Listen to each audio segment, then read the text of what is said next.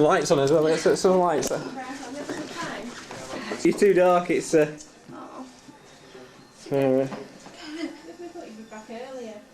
yeah, 7 hour delay. Some block moves on the plane, we're supposed to be coming on. So large on camera. We bought one. Let's have a look at the tan then. Whoa. Mine isn't very good. Shall I see my line as well? There's mine then. Alright. Oh, I can see that even through these black and white. The only line I've got. I've got a line there too. I've got a line. Don't bother with borrowing my tone through cosy. It doesn't tone through very well. It doesn't, does it? I'll take it back and collect. Factor 15. It did 10 through. Factor 15. It's not a bikini strap, is it? Really? It's pretty It's good not as though. dark as normal.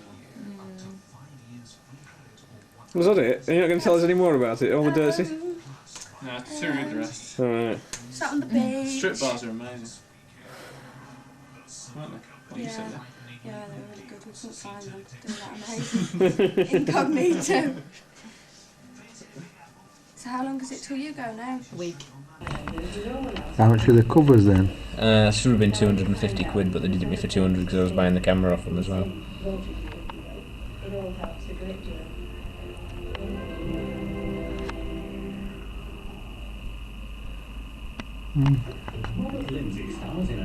Are they all black and white through the viewfinder? No, there is an optional Dero one with a colour viewfinder, but What's this thing do on top? that's just the one of the clamp brackets that holds it shut.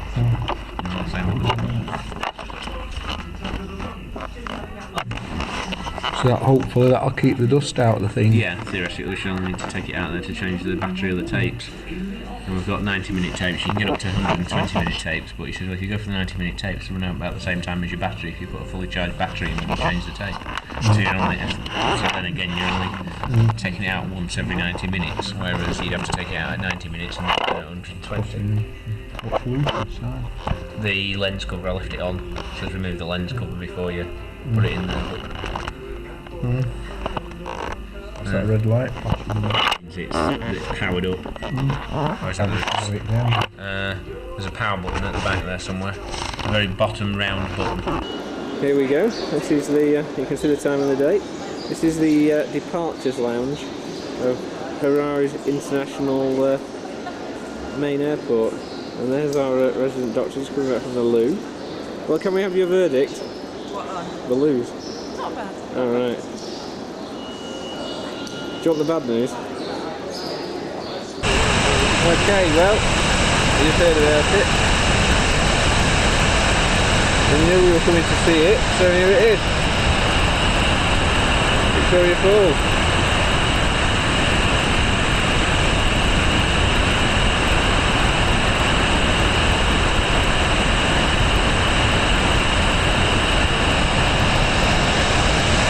This is the bit we can see so far anyway.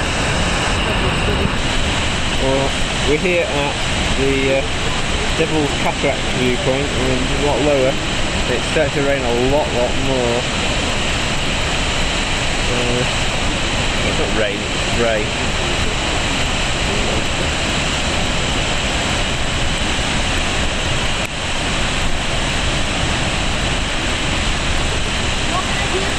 I don't know if this is going to come out, but there's probably going to be a rainbow about there somewhere. I think it might just get it.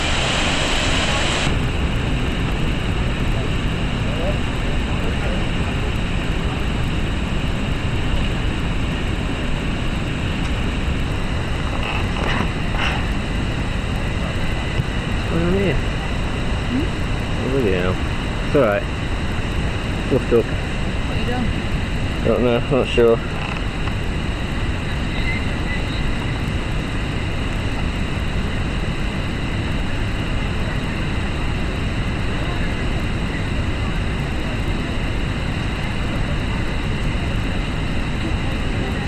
Here we go, we're stood at the top of the Devil's Cataract, the water's doing here, and we're up 70 metres into the valley below.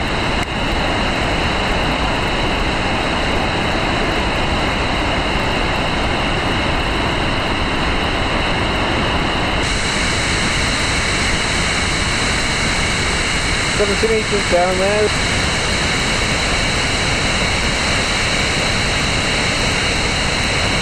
Yeah.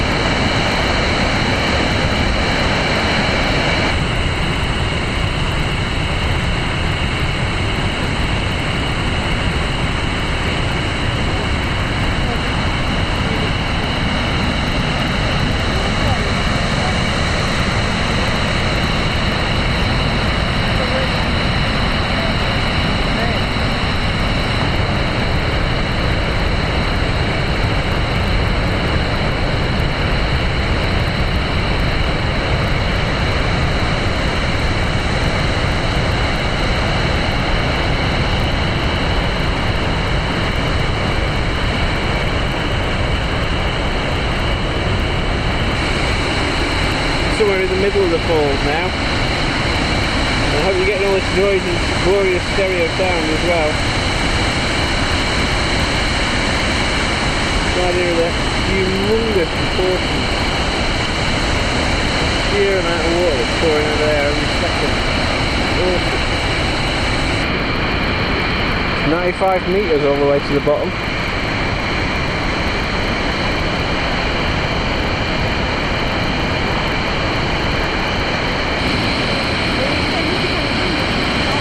You have to watch the step here because there's no guardrail. I hate heights.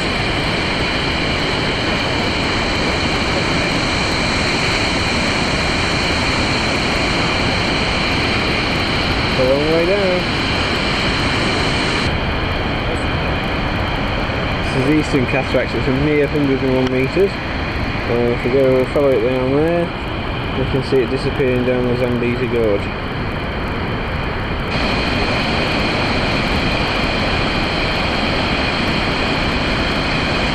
There you go, back up the falls from the eastern end.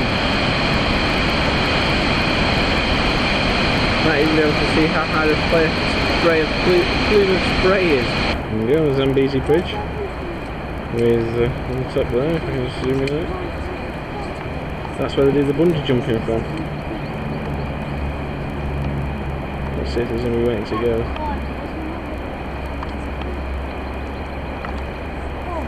It's a very, very, very long way down.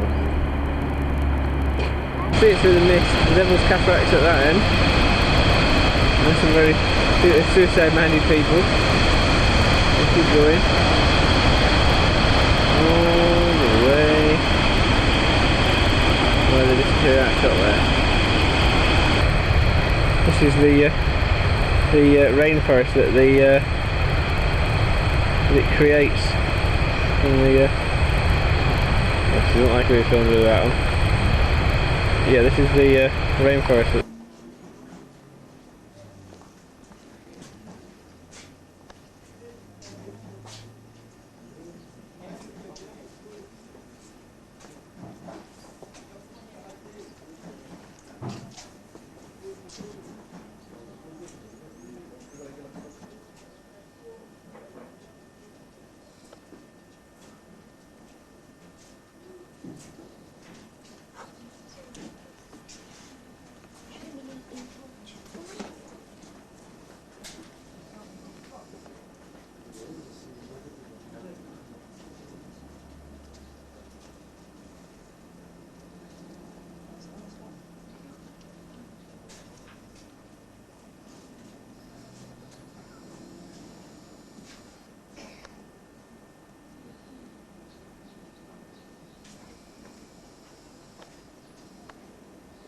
That's where we've got to walk back to, all the way along the road. Looks so small on here.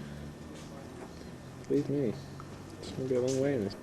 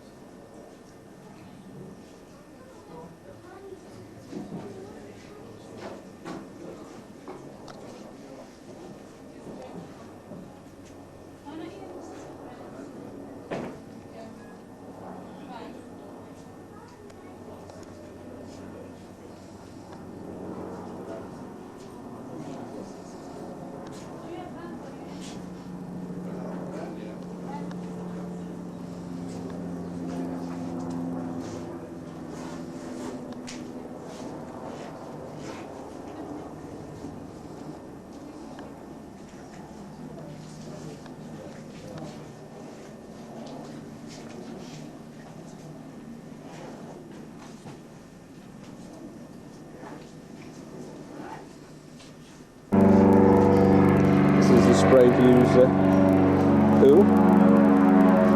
Up there somewhere is where our chalet is.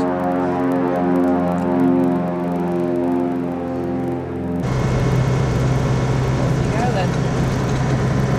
That's the African plains out there.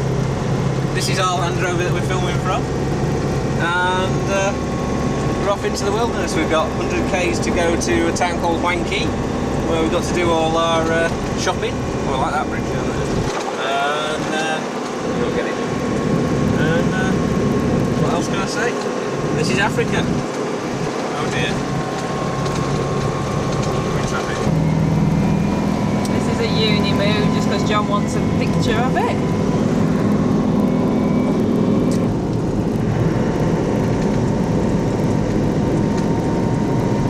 Some of the street sellers selling all sorts. So this looks better than it does the ID bag. There we go. These are our first group of baboons or monkeys or whatever else they are.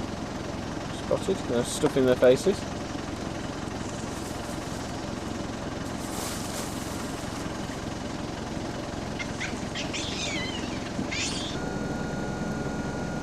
Right, we've just spotted some deer, as hopefully you can see. There's 3 over here somewhere, that one's just moved.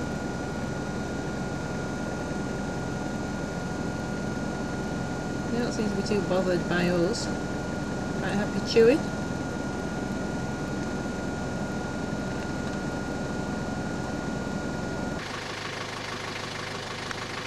And here we've got the arse end of a zebra.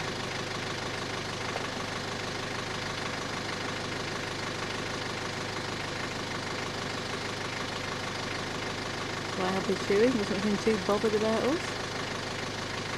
Right, I'm going to creep forward because we've moved off the road. Okay, we're really clocking up fast now. That's a giraffe you can see there, and if I come round and out of it, that's the front window pillar of the Land Rover. Well, main front, there's another one. There's number 3 over there. Okay, I've zoomed out quite a bit. Focus your booker. We're doing it. Continue creeping. We'll get out as soon as you.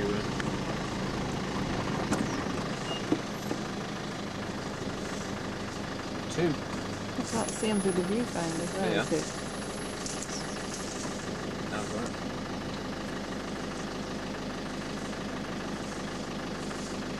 Oh, soon then. I think I want to paint my Discovery giraffe camouflage. Really good, isn't it?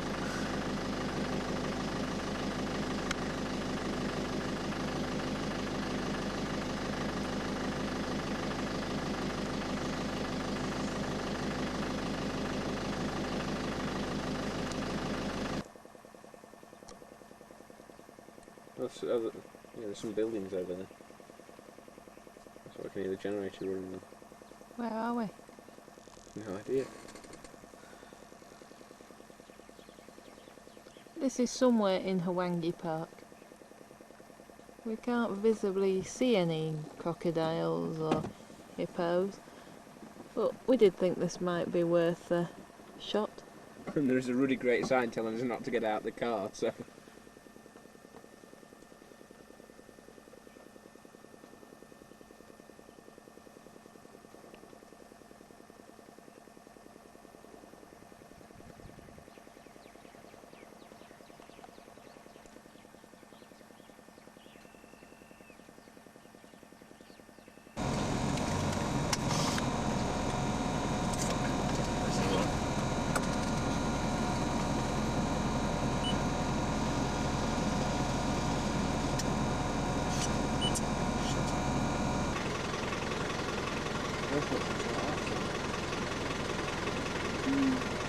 So what do we think they are?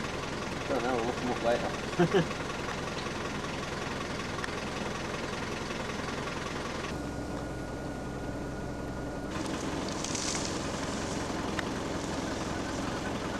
This is not the first elephant we've seen, but it's the first one we've been able to get to the video camera for. Seeing we spend 23 hours a day eating, it's not really surprising that's exactly what he's doing.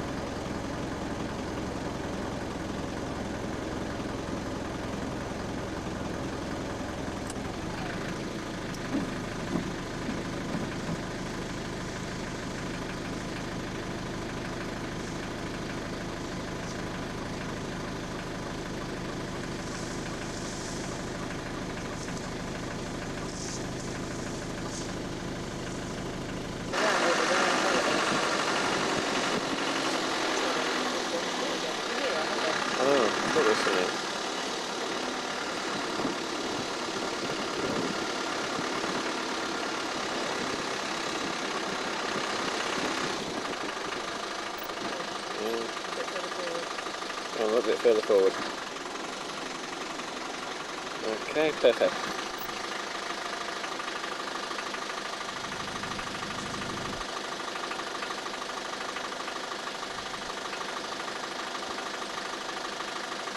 There's some more of them off over in that direction, but they're out of shot.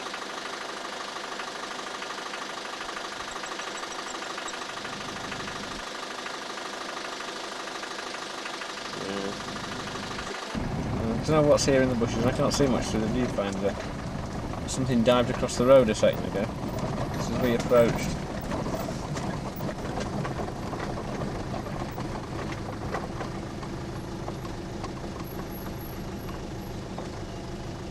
There we are. On the camera to Michelle.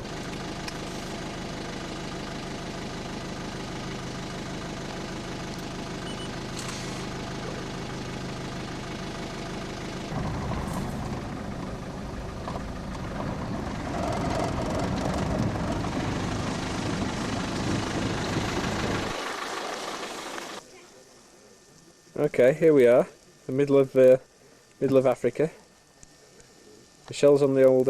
We've got the old bra grill going.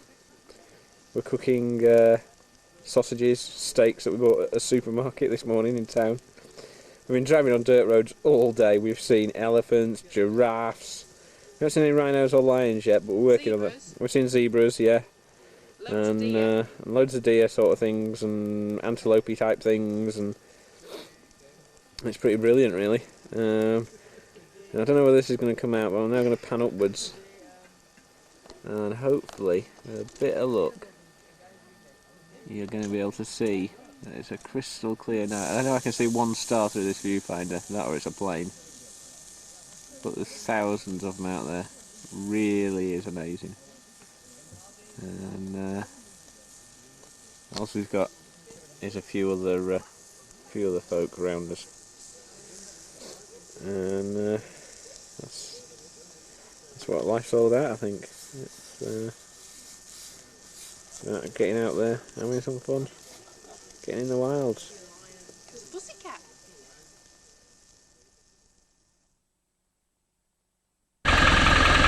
Here we are, we just started the car up. This is the campsite. We had a hyena wandering around just this side of that camp that you can see there. We've been rooting through their rubbish or something, I think. That was this morning as I was getting up, when I was cooking breakfast in the dark. And that's about it. We're off to hopefully see some animals. The ranger was dead helpful. Okay. This is the picnic site we've stopped off at. Say hello. And we've had a pretty poo morning so far, in that we've only seen 2 elephants, despite driving miles and miles and miles. We presume this is going to be similar to the picnic site we're going to stop at in a couple of nights, but we'll find out obviously in a couple of nights. Hopefully we're going to go by the river and hopefully find some more animals. Because we desperately need to see some more. We're feeling a bit animalled out this morning. We haven't seen any. Well, we haven't seen enough. So Michelle's burning her legs. And we're just going to jump back in our trusty Land Rover, which is parked up there. You can see the roof rack.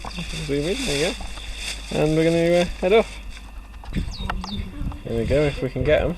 There's 2 hippos out there, just lying in the water. Quite clever, your camera. What? Tells me it's still got the lens cap on. I mean, you can't see anything.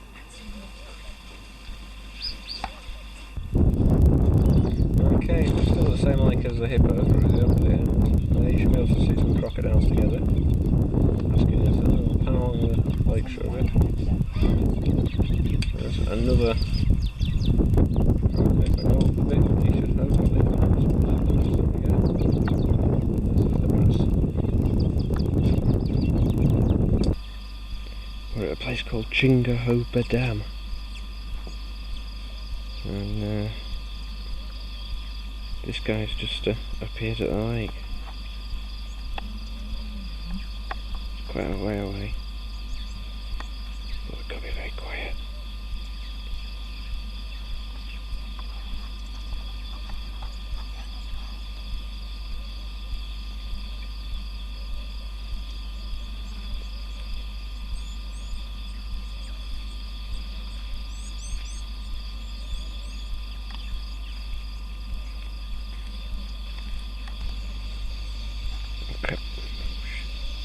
crept a bit lower down near the bank.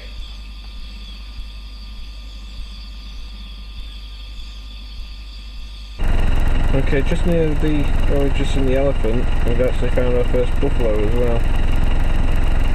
We've got as close as we can in the car. We'll see which way the road goes, it might take us a bit closer.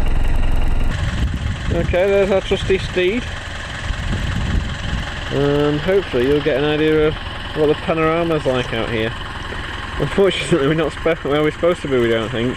We've been following this four-wheel drive only nature trail, and it's bombed out. The GPS says we're not on anywhere near the route we should be taking.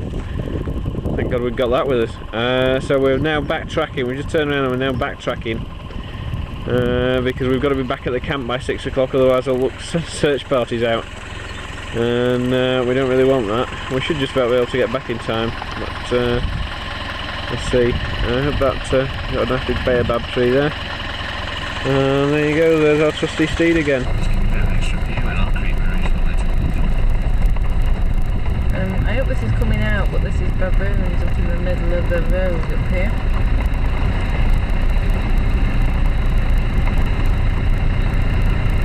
Going down to the river, so it's off to this side as well. They've just gone, have they? Yeah, they've all gone off to this side of the road. Just over there, you can see them? Family, young one on the back. Yeah. I haven't found that. Can I pass you the camera?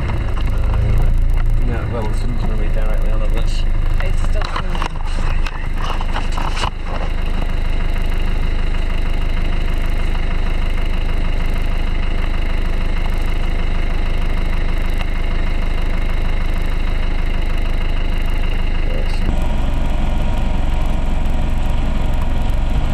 Well, that was an elephant.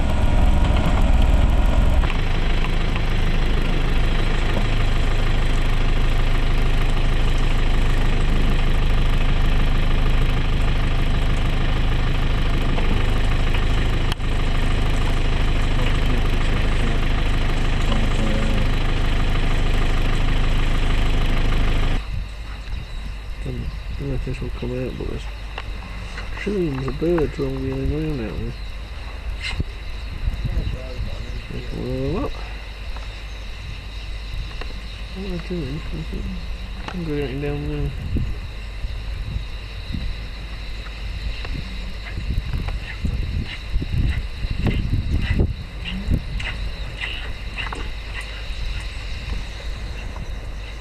The I can't remember what it's called, the Masuba pan or something.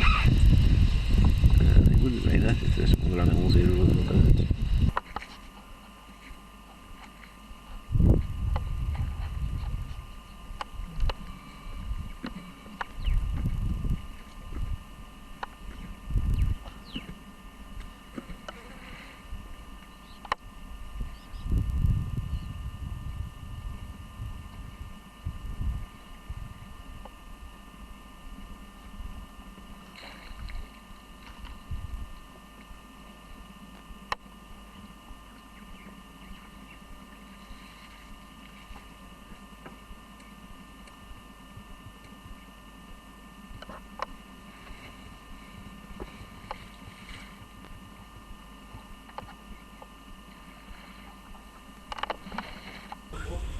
Okay, this is darkness falling on the plains. We're at a campsite called Surrendella, which is quite busy, but we're a few hundred feet up on a plateau. We can see this if we wander over from our camp. I'll turn around, sorry about the post there, and over there you can just see Michelle setting up our camp. We're having pasta for tea tonight. There you go, there's the moon. Over there, you can see the glow on the horizon. Here's the sun rising.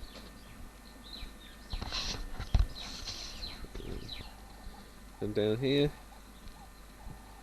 there's our camp. Michelle's still in a pit, of course, you know, it's going to be up the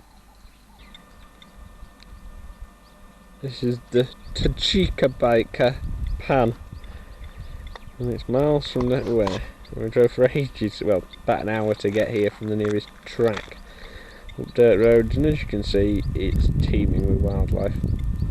We were hoping to carry on like a loop, come back out on the main road, but we just found the road looks like it's closed, which is understandable considering the road just come up. So we're a bit stuck. Well, we're not stuck, we're going to double back the way we came, but such is life.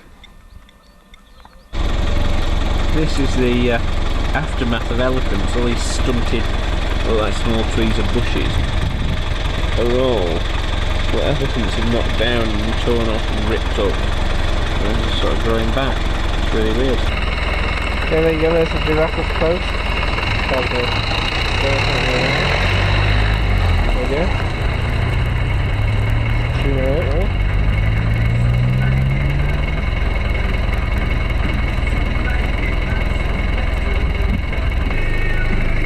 Do you want to take the stereo off?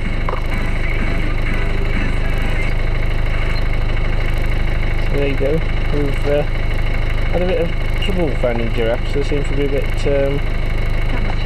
camera shy, but so now we've got one, we're shooting you plenty of footage of it. So,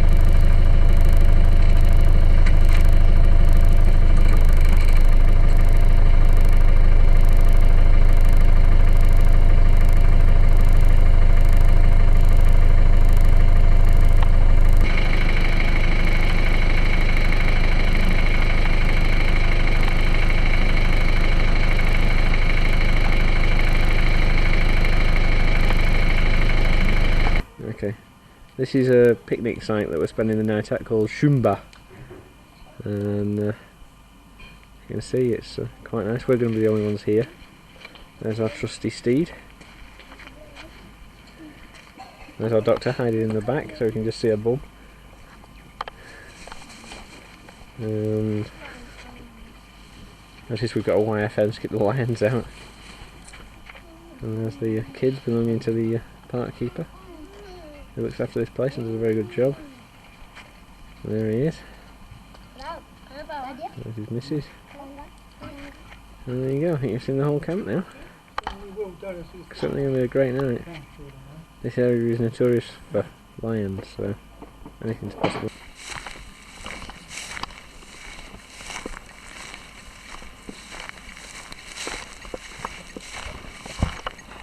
That's the sun going down. It's going to be dark soon. So if you can see them, there you go.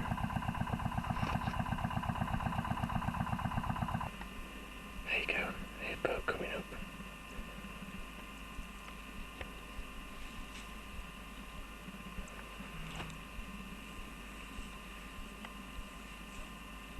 Okay. There's this probably a bit closer. Here we are. It's pitch black. We've got a beautiful sky. Michelle's stirring the tea because I'm suffering heat stroke from working over that roaring fire, which the park warden very kindly built for us. He also took us out on a game walk, but we saw some hippos, and we saw some water buffalo, and we saw we saw a hippo very close up, and now we're sat here. He says there'll be some hyenas past the fence on the outside of the fence later. We're just waiting for our pasta to cook. We made some sort of pasta bolognese stuff, as you can see. Michelle's having fun with the fire. Tomorrow we've got to move on. It's Tarmac Road most of the way from here, down to the, or all the way here from here down to the, what they call the main camp. And from main camp we move on to a different park. Hopefully we can pick up some more provisions tomorrow, because we pigged out a bit, and some of the stuff we've got given we don't really like much, so we're going to buy some new stuff.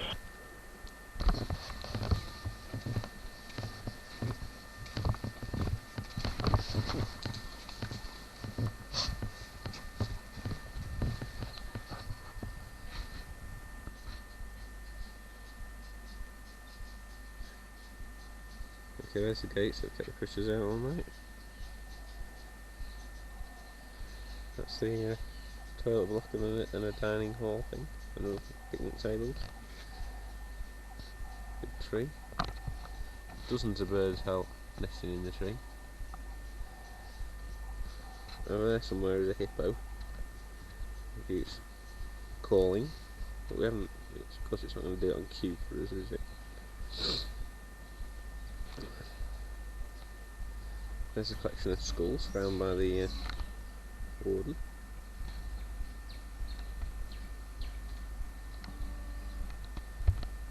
That's our trusty steed. There's our campfire, which looks like it's probably going out now, my look. I better go and tend to it. Look. Not before I've shown you that, which is the sun starting to rise over that way. Yeah, well, it's glowing. There's the fire roaring away, because I just put some diesel on it. Yeah, and if we go up there, and up there, and if you can pick it up, I'll zoom in a bit. There we go. There's the moon still out, and a star. Might be on telephoto.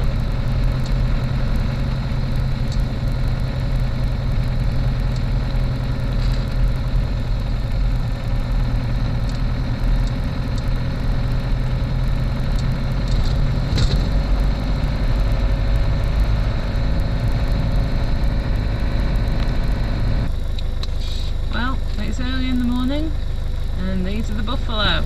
Not quite going for milking, but there's bloody hundreds of them.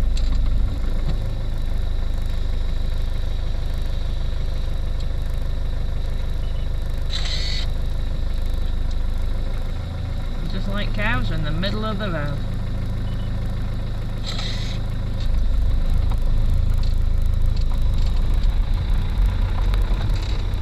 The question is, will they move for us?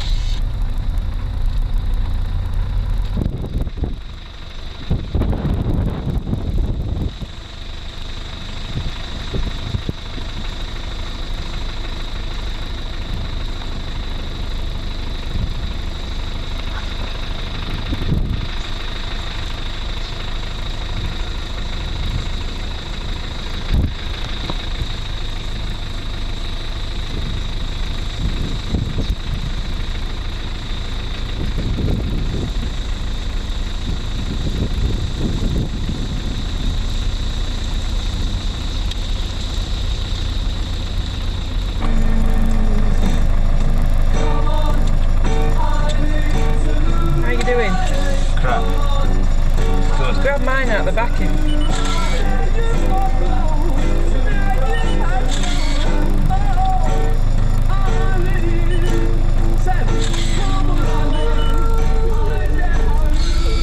Film's gone.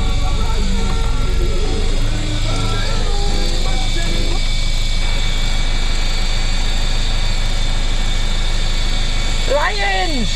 Is it? Looks like a lion to me, eh? We're having a very good morning this morning.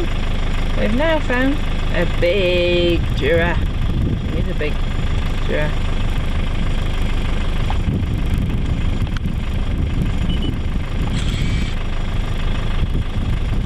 Don't know where his friends are. Ooh, we've seen his friend the lion.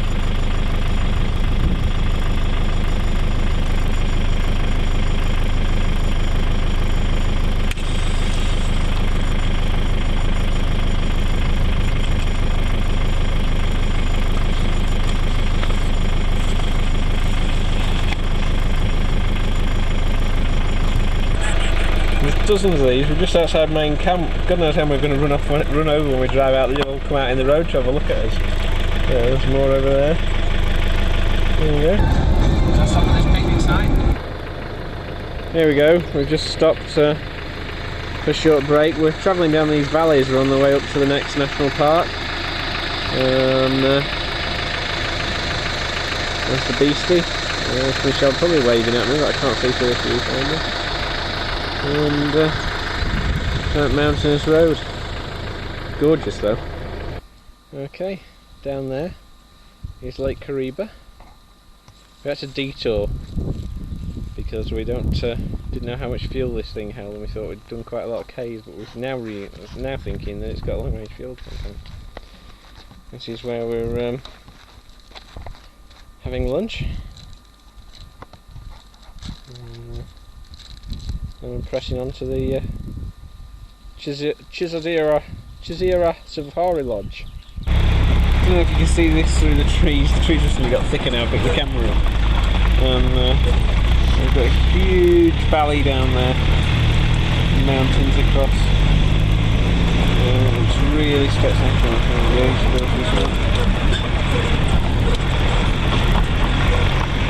As you can really tell from the camera, it's not just my cat photography. The road's pretty rough, or it was. It's smoothed out a bit now. So, there we go. Let's pan across there for you because that's pretty impressive.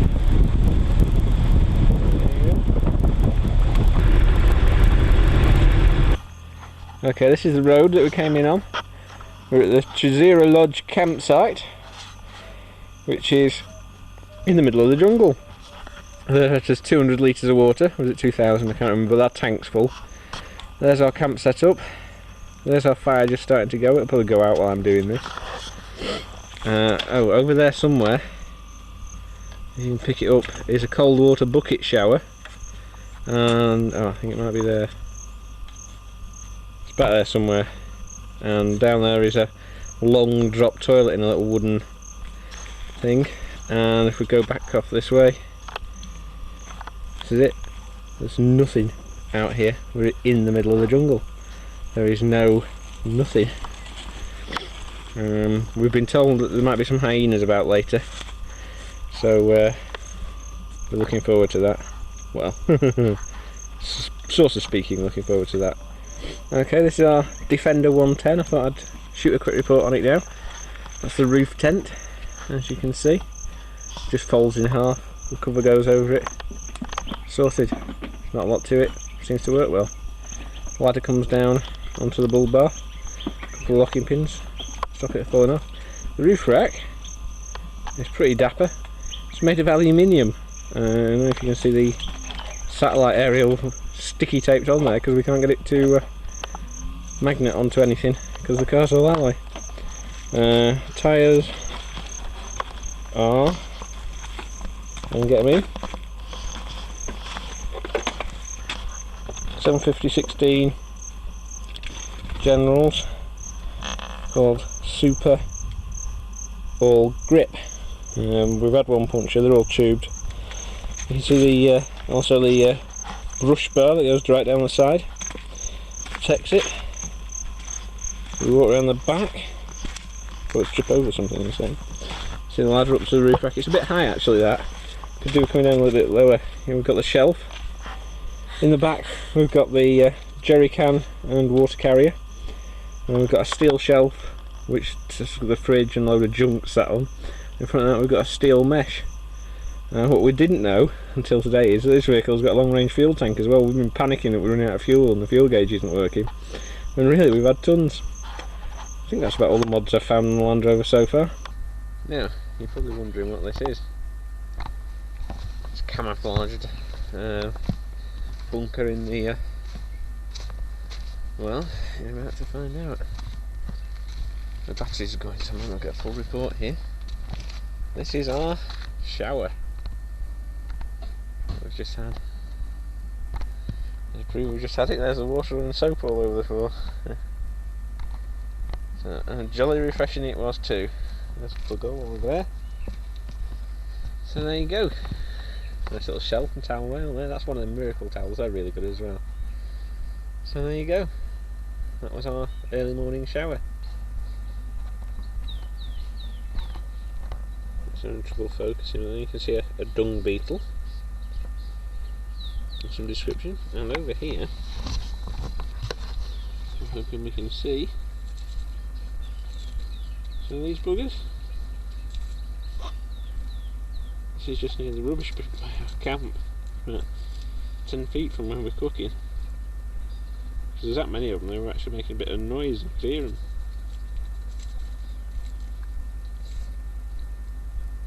There you go. Well, we just got to this viewpoint. Can you pronounce it, honey? No. And let's zoom out a bit and get a better shot. And you see the gorge, like that, and that's the view across the tops. It really is a nice view. But, I'm not getting too close to the edge because it's a bloody long way down. Zoom in, see if we can get you zoomed in down there. See what I mean? So, kind of a drop off.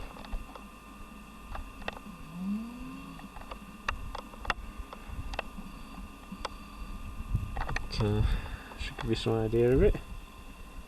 So, very, very, very impressive. Here we are, we've actually found the viewpoint. There's our trusty Land Rover. There's a little hut, and there's we shall making our trough. And there's the view.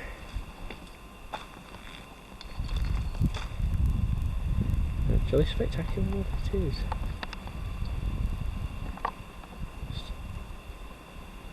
Just goes on and on and on. Pretty spectacular. Well, very spectacular. Okay, we're on our way out to Matusadona. We've just stopped and had some lunch. We've just packed up.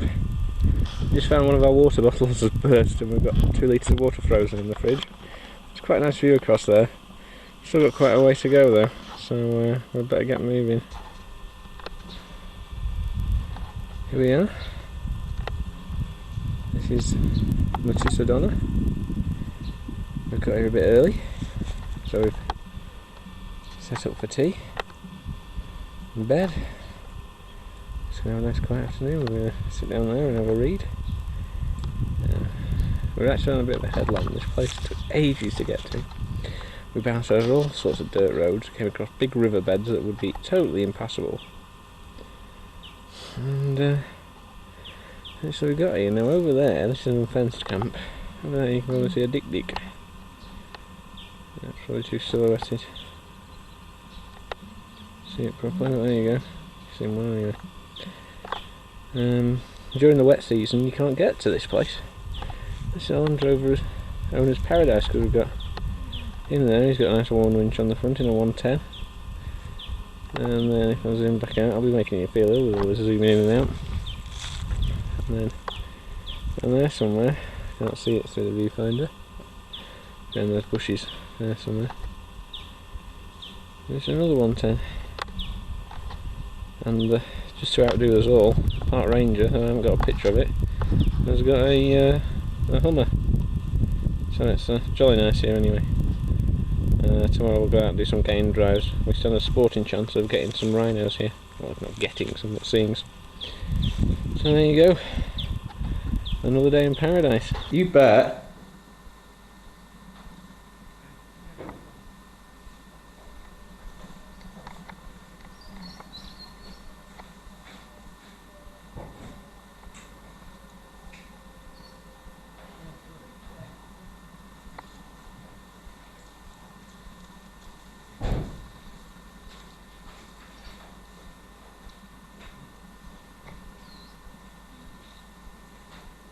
Go and get a still photo of it, if you can.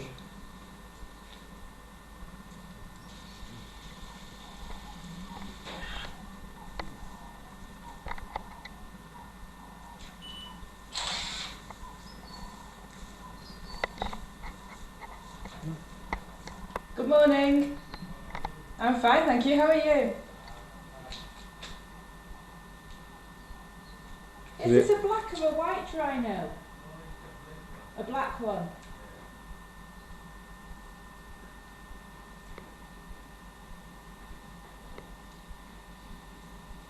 the first one we've seen.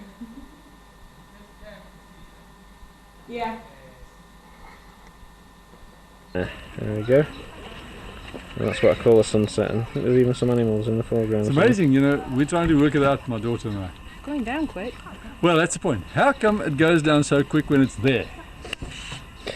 Yeah, it seems to take ages to But when get. it's up there, it doesn't move, Yeah, so to speak. Doesn't seem to be moving. Yeah, yeah, but certainly not at that sort of rate. yeah. Oh, let's talk to the tourist people. Quite a flat bed. Safari Drive, the company we booked the Land Rover through, actually used to do trips to South Africa, and they don't anymore, but I don't know why. So maybe they couldn't get the manpower to deliver them down there or whatever, I don't know, but And obviously we can offer fantastic places down there, but yeah. they're pretty widespread, of course. You know, if you want to go game viewing or something, and then you want to go diving, Yeah. they're so far apart. Why is it disappearing as you look at it? Yeah, that's right.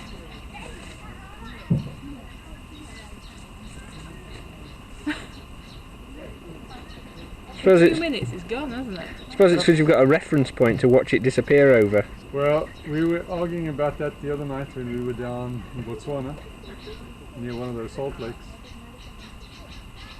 Look at that. Gone. Boom. I think Yeah, I don't know if you can see this, let's zoom out a bit.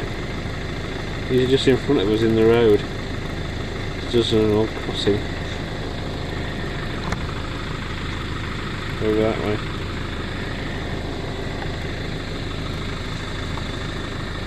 Looks like we've run out.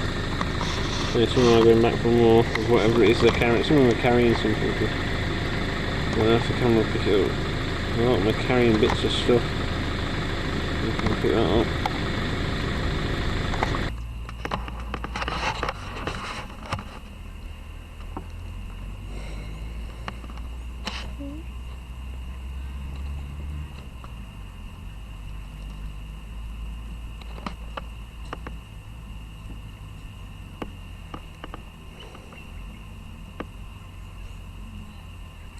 you can see it sink now, can't you? Mm-hmm.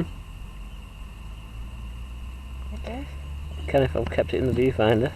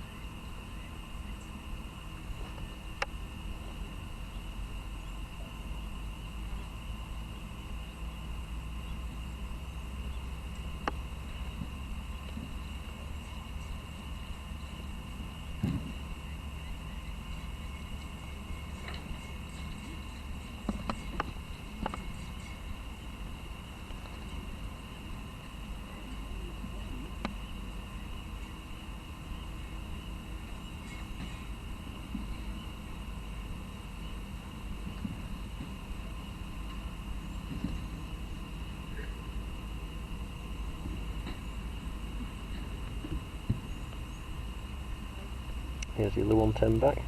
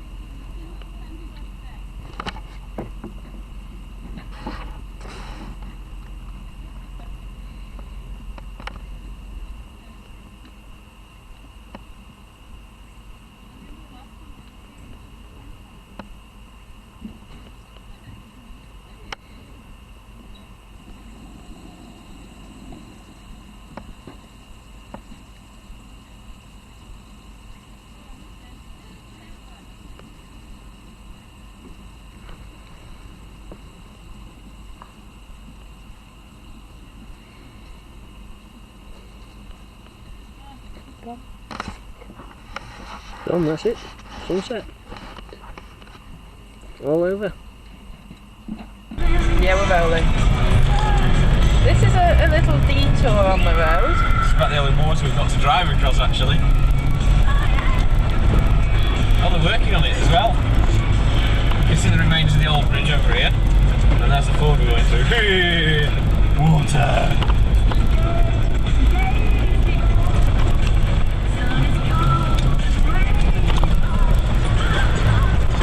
I don't know how much of this is going out. Oh my god. You can need some idea how bumpy it is, won't it? Oh, there's the construction vehicle. Donkey. I can't see that.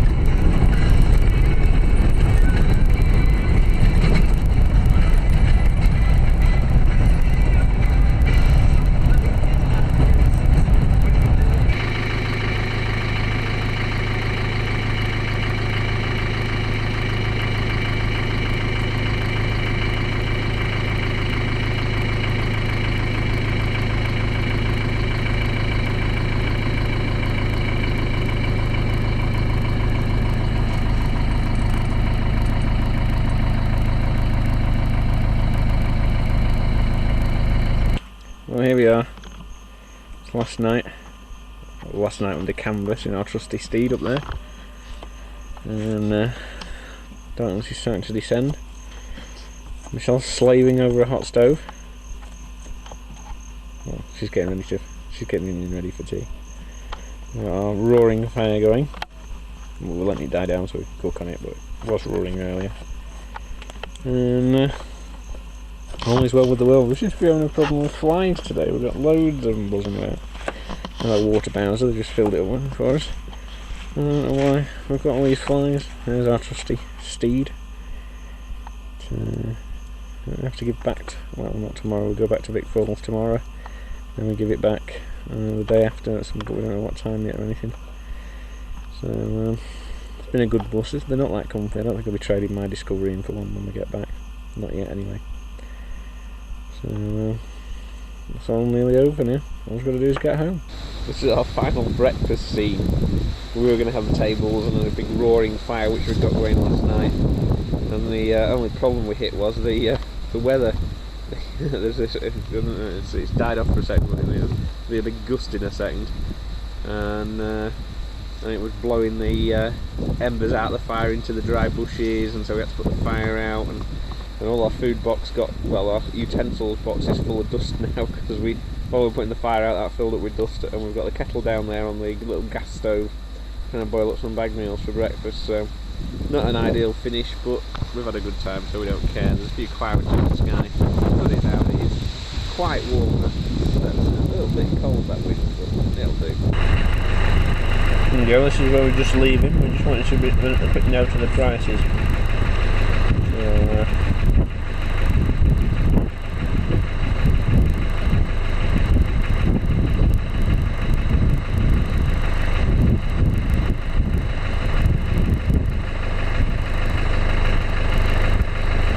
here we go, this is the aftermath. We've now unloaded the Land Rover.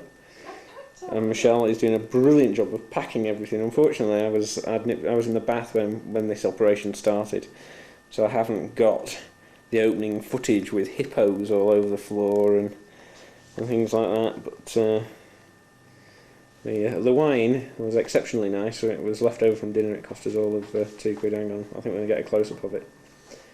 Right, okay. La Rochelle, late harvest, semi-sweet. Produced in our cellars, focus, by Stapleford Wines, St Marnock's Estate, Stapleford. And over in the far corner we've got a bag full of my case, which is filling up of gizmos like satellite nav machines and things. The alcohol's going in there. And the alcohol's going in my bag because it won't get broken easily. Oh, that's alright. Hi. Okay, these two we found in the car park. Both consecutively numbered. Both with identical worn winch and bumpers, both with Camel Trophy steering guards. They look a bit like Safety Devices roof racks, but I'm not sure. Nice alloys and ladders. Cool, I wish I could fit them in my baggage. If I see they look like British number plates. So if I see the owner, I'll tell him he's got a slow puncture in his front left tyre. He's probably sick of changing them if he's been out as far as these look like they've been.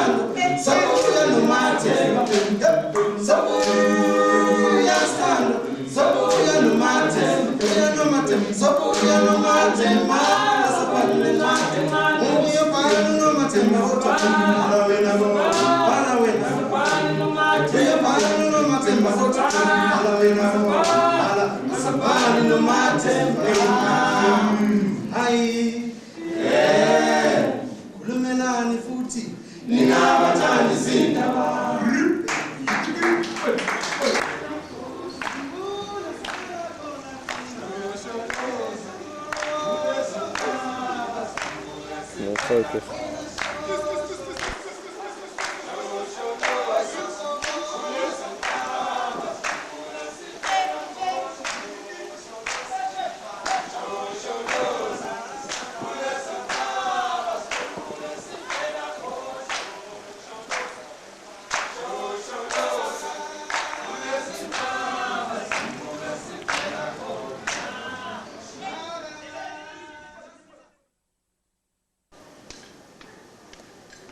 There we go, that's the steed. We're just waiting, we've got to give it back at 9 o'clock tomorrow morning.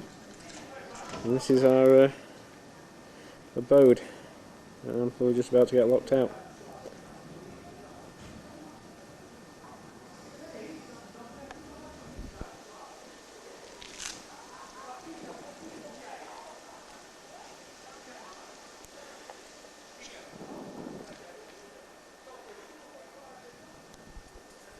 There you go. It's just about the end of our trip to Africa. Well, subject to getting home tomorrow.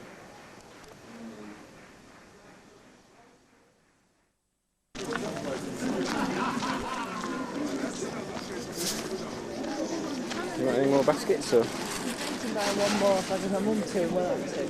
Oh, I don't know, it's up to you. Oh, buy some lace.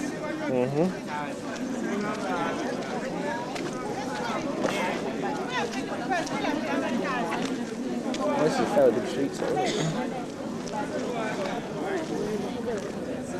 Alright. Thank you.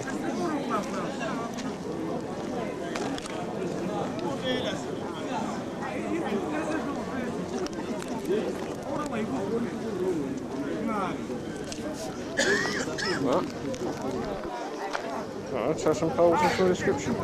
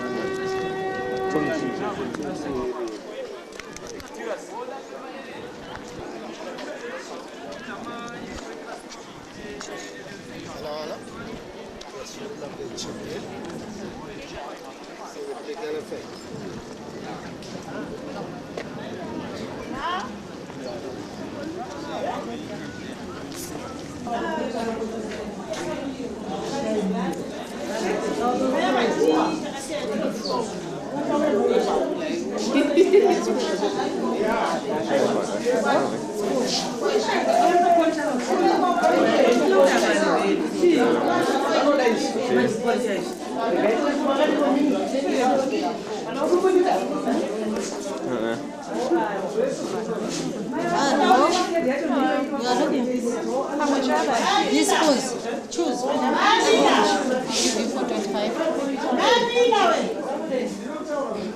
Okay, I'll make 20 cents for 20. $20. $20. Yes.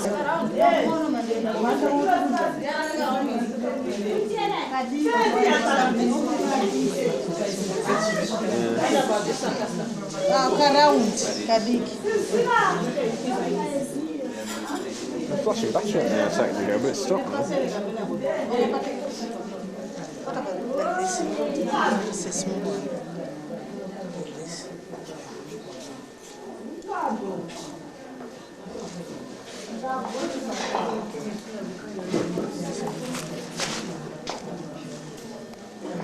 It's up to you if you like it, yeah? You're taking me a picture. As if I would. Take me a yes, it's nice. No problem. How much are they? This one, imagine, no, can take one. I'm not in the one, imagine. 125. It's only 25. It's up to you, I don't know. Take a set. Take all. I don't think we need, we're not going to be able to fit them in, are we? Yeah, Take we're one. gonna struggle. Take one. Stick on the coffee table. Take one. You've no idea how much This stuff one we've is got. 25. This one, it was for 25, so I make this one for 25. Take one. One. Huh? No, I think we've got enough, thank you.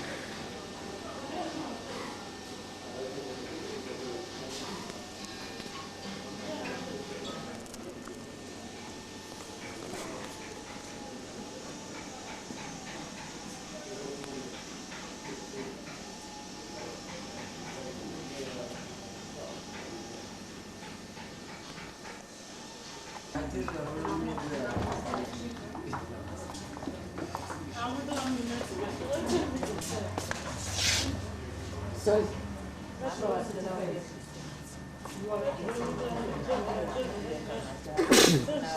you. Medium rare after 2 weeks.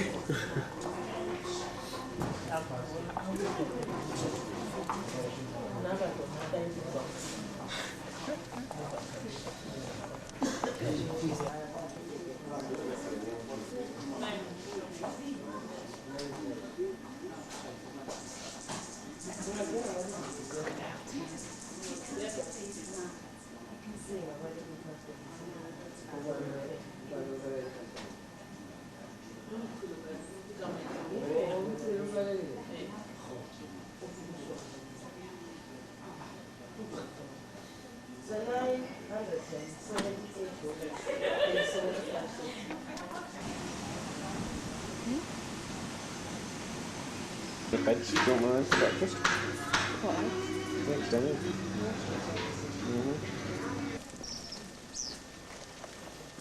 So we are going to start our tour with the Bushman people. These Bushman people once occupied the whole of Zimbabwe, but due to the movement north and south of the Bantu people, they were chased into Namibia and Botswana. So now they are found living mainly on the fringes of the Kalahari Desert. But we still have some of these people in the extreme west of this country, at a place known as Matopo. The evidence is the rock paintings. So there is a saying amongst these Bushman people that his home is where he finds food and water. If this is the case, they just build a temporary shelter like this one. And it's interesting to note, should they come next year to the same place, finds food and water, they will just renovate the same shelter and live in it for a while. So they did not carry very much in the way of possession because they were nomads. So their common items were the bows and arrows. This is the bow, then the arrows. Shafts were made out of sticks or reeds. Arrowheads long back it was hardwood or bone, but today they are using iron. So these were poisoned with the poison obtained from the juice of a larva of a species of a scarab beetle. You may know it as a tongue beetle. So this was deadly poisonous. In such a way, a scratch to a man could cause certain death. So to avoid contact with the poison, they either removed these arrowheads, wore them in a band around their foreheads, or they'll reverse this into a quiver, like this, then carry this on their shoulders. So this is made from a complete bark of a tree. So these people could eat anything they came across because of the poor condition they lived. But their common food was an ostrich egg, this one, which they cooked into an omelette. So to make their omelette, they set fire on the ground. When it was hot, they removed the coals away, then pour the egg on the hot sand. Then when it was ready, they could eat it, sandy and all. Then the eggshell was then used as a water container. In case when this breaks, women will take the broken pieces, shape them with their teeth, making necklaces, which was part of their jewelry. So that's another water container from the pumpkin family. That's a calabash. These sharpened sticks were used by women for digging roots or tubers, which were either edible or used as medicine, like this. So let's take a quick look on the pictures of the Bushmen, then we go to our second tribe.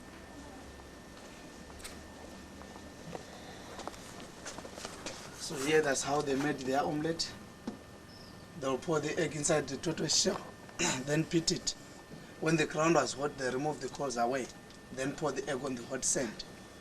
Then when it was ready like this one, they'll just duster it, then eat it sandy and all. That's a larva for a tongue beetle. That's where they obtained their poison. So they will squeeze it, then it will produce a juice. Then spread that juice on the arrowheads. And the biggest animal they could kill was a giraffe. Wherever they had a big kill like this, they would just build a temporary shelter. And when the food was over, they will leave that shelter, then move on. Then when they come next year to the same place, finds food and water, they will renovate the same shelter and live in it for a while. These people, they are found from here, all along the banks of the Zambezi, stretching right up to Lake Kariba. So by the way, Kariba is one of the biggest man-made lakes in the world. These people could not keep kekli because of the presence of lion and tsetsefly. So fish was their form of protein. The tagat canoe they used when fishing, made from very light wood when dry, called umgongo. To have that one, they cut a log of a tree, then make a groove on that log. Set fire on the groove, then watch it carefully as it smolders. Using small axes, they remove the coals away. Then with the trial and error, they'll float it until the right balance was observed. So that one is similar to the South American pulsar. They will be using these fishing spears made from different sizes, depending on the type of fish. And these, they are the hunting spears. But this one with a blade at the bottom, that's for digging roots or tubers, which were either edible or used as medicine. So they had a permanent living hut. Inside this living hut, there is a wooden bed. And the bed is so narrow. And the reason is, the bed was for the men to sleep only. Women were not allowed to sit or sleep on anything raised from the ground. That's a way of showing respect. And in those days, women were considered that they are lower than men. Sorry.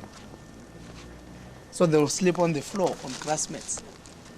So today, those who are married, they are telling me that is the other way around. And this is an important drum. It's called a death drum. This was played when someone died. But when this was played accidentally, suddenly they will kill a goat, then offer to the ancestral spirits so that no one can die. Their musical instrument called mbira or tampiano, which they played like this. To make it produce a high sound, they will place this calabash that's to act as sound box.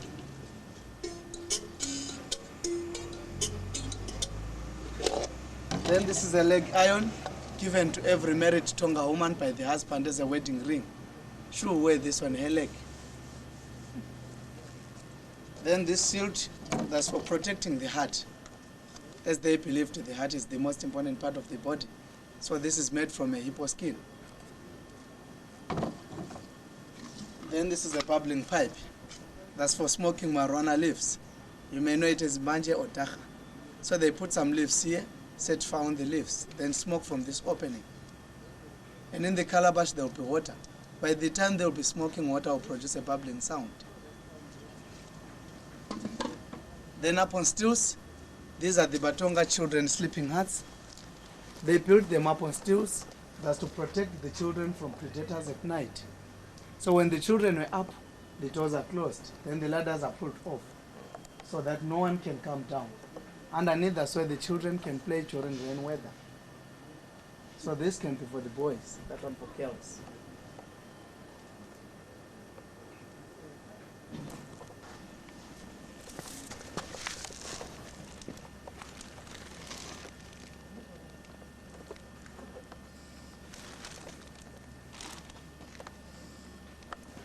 And then this is pestle and mortar, that's for pounding grains, for making meal. To have fine meal, they use a grinding stone. So they'll do it like this.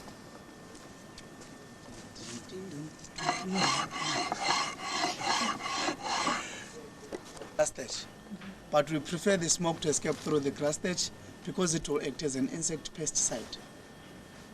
So this way to their grain bins built up on stilts, that's to protect them from being washed away by the rising waters, because these people lived on the banks of the Zambezi River.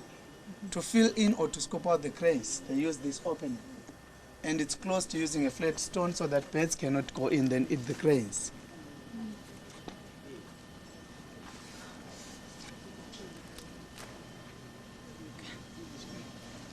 By the name Venda. These Venda people, they are found north and south of the Limpopo River. So by the way, Limpopo is the boundary between South Africa and Zimbabwe. This is their bulk storage grain bin, built with these scars, then the breasts. This depicts fertility. So when they wanted some grains, the men would just lift off this roof because it was made loose like a lid. Then a young boy or girl will use the scars to climb up, scoop the grains, then pass the basket to the mother. When they finish, the men will just take back the roof again. So not all the grain bins, they are built off from the ground. That's to avoid dampness during rainy seasons. Then this is their chief's hut. This is a direct copy of one in the corridor. That's where cats will be, protecting the chief in the inner hut.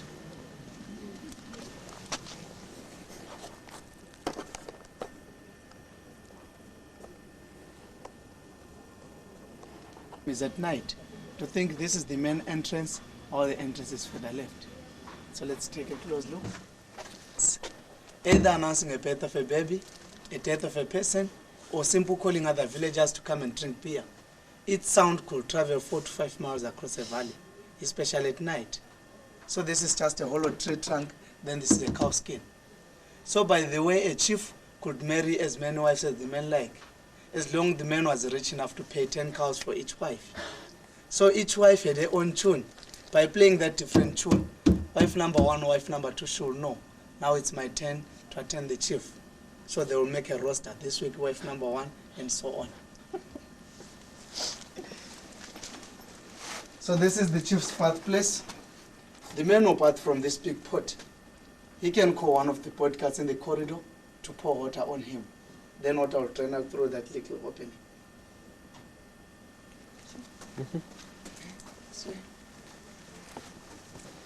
Chief, that's for the wife in attendance to cook for the chief. So this is the only part of this hut which is not decorated, because the smoke from the fire could blacken the decorations. And these are the shelves where she could display the cooking utensils. This is the dusty pan.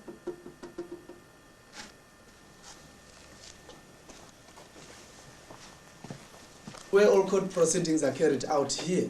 So the chief will sit on the throne, which is this seat. Old men of the village and the chief advisors on the stools next to the wall. And then when drinking beer, the chief will use this beer mug with a handle. So by the way, a Venda chief is the only chief here in Zimbabwe who uses a beer mug with a handle. So the man will just drink, then put it down. He doesn't share with anyone. Other ordinary men of the village will use this one without a handle. So the man will just drink, then pass to another one, then drink, then put it down. So by not sharing with the chief, they wanted to show respect to him. And this is the bed which the chief shares with the wife in attendance. The big pillow or headdress, that's for the chief. The small one for the wife. Animal skins sewn together were used as blankets. So long back, the black color was obtained from charcoal, white, that's ashes, red from roots or berries, or different soil of different areas. All the huts you'll see, the framework is done by men. Then the plastering and thatching is done by women. For floors, they use antil soil, then spread fresh cow dung to act as floor polish. Not the fireplace is not at the center as normal. That's to create enough room for the others working on a stamping block made from mukwa wood, the wood used in Zimbabwe for making the furniture. Tribe now, by the name Ndebele. These Ndebele people, they're an offshoot of the Zulu. They broke in Zululand in South Africa because of Chaka's war. So they came and settled in Matabeleland at a place known as Buluwayo. So this is their kitchen, where they will cook on 3 stones, balancing the pots. And those stones were very important to every Ndebele woman, because she was given by her mother on a wedding day as a wedding present. So when one breaks, she will take the whole set back to her mother. Then she will be given a new set. So on display, these are cooking utensils. So this is a sizzling stick. That's for mixing thin porridge, like this. When more maize meal was added, it was then thickened using this flat spoon. Then he finally served with a serving spoon. So by the way, our beer is brewed from fermented maize meal, sorghum and rapoko. This is a beer strainer. So we pour beer in, then we wring it out. Few beer comes out, leaving the residue in. Then few beer is then stored in this beer basket. So this beer basket is tightly woven in such a way when you pour beer in, the grass will swell, then it won't leak out. Built with clay sausage design. That's the owner's choice of architecture.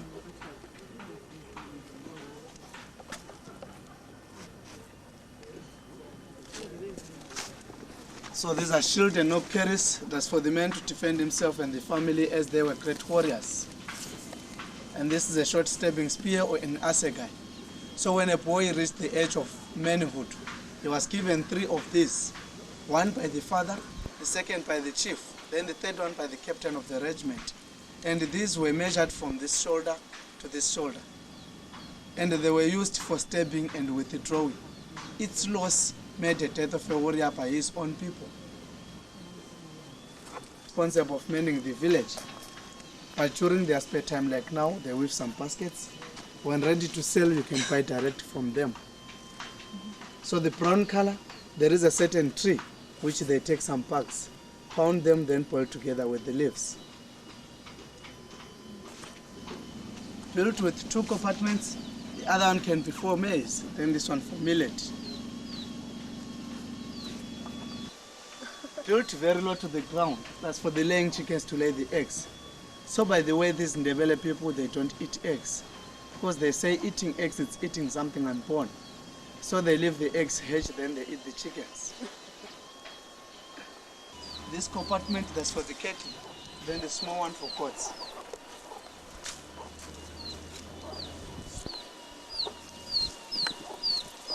Ndebele medicine man. So the man is responsible of telling people's fortune, but I don't think he's in. So these people, they throw sets of bones, some of them in 4, 8, 12, 16 going upwards. But this man who is here, he throws 8. So you can't say the one who throws 16 is better than the one who throws 8, because this is handed from father to the favorite child. So if you want to have your fortune told, the main charge is 10 Zimbabwean dollars. Then you can have your fortune told. So this is for trapping rats. It's baited using a nut. This will be a green branch. So by the time the rat will try to feed on that nut, it will release the string. Then it will be strangled. Then that one they are for trapping pig pets like guinea fowls. They put some maize meal inside that pit. So by the time the guinea fowl will try to feed on those maize meal, then that will be a green branch. It will then spring. So you'll find the pet hanging on the air. Then that one is for trapping small pets. They put some maize meal underneath. By the time the pets will be feeding on those maize meal, any disturbance on those sticks, that stick will jump, then the stone will catch the pets. And this, that's a pitfall. This is for trapping animals coming to destroy the crops in the fields. The rack is covered with the dry grass, then a layer of soil. So by the time the animal will be feeding on crops, when it accidentally falls in, it is injured with the sharpened sticks at the bottom. Then this is a snooze, that's for trapping hares. So this is put on a game trail. By the time the hare will be moving, it will place its head inside that ring, releasing those small strings, then it will be strangled. These nets, they are for trapping antelopes. These are laid across a valley, so they drive antelopes there. When they get entangled with their horns, they are then killed. Then this is a fish